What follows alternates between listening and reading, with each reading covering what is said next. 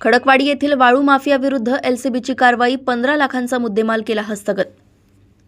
माननीय श्री सोमनाथ घारगे साहेब पोलीस अधीक्षक अहिल्यानगर यांच्या आदेशानुसार एलसीबीचे पोलीस निरीक्षक श्री किरणकुमार कबाडी यांच्या मार्गदर्शनाखाली पथक 11 नोव्हेंबर रोजी पारनेर पोलीस ठाणे हद्दीमध्ये अवैधरित्या गौण खनिजांचे उत्खनन करून वाहतूक करणाऱ्या इसमांची माहिती काढत असताना पथकास इसम नामे सुनील बबन केदार हा खडकवाडीकडून टाकळी ढाकेश्वर कडे जाणाऱ्या रोडने विना नंबरची पांढऱ्या रंगाचे डंपरच्या सहाय्याने विनापरवाना अवैधरित्या वाळूची चोरटी वाहतूक करत असल्याची माहिती मिळाली.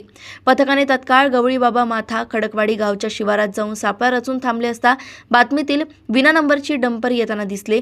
त्यावेळी पथकाची खात्री झाल्याने पथकाने नमूद विना नंबरची डंपर थांबवून खात्री केली असता डंपरच्या पाठीमागील हौदामध्ये वाळू भरलेली असल्याचं दिसून आलं. पथकाने गाडी चालकास त्याचं नावगाव विचारता ट्रक चालकानं त्याचं नाव सुनील बबन केदार असं सांगितलं.